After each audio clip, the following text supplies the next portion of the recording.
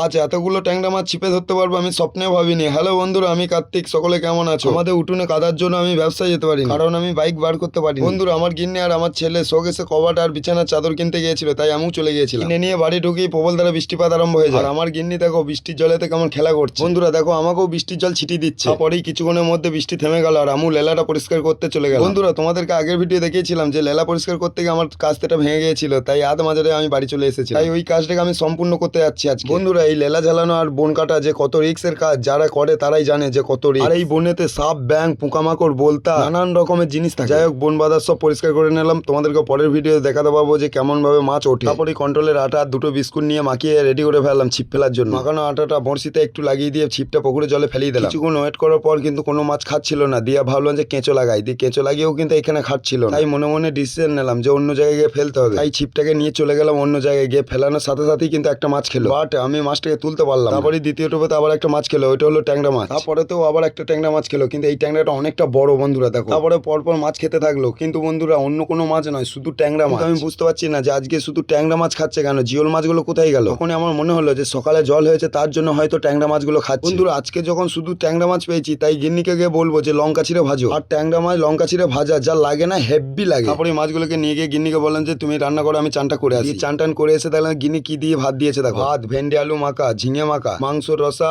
আর ট্যাংরা মাছ লঙ্কা ছিঁড়ে ভাজা। বন্ধুরা, বাবু ছেলের মতন বাবুল মিলে বসে আমি সেবায় বসে বললাম। আর তোমাদের যদি ভিডিওটা ভালো লাগে তাহলে একটা লাইক করে দিও আর আমার চ্যানেলটিকে সাবস্ক্রাইব করে দিও। দেখা হচ্ছে নেক্সট ব্লগে অন্য কোনো ভিডিও নিয়ে। আজকেকার মতো টাটা, বাই।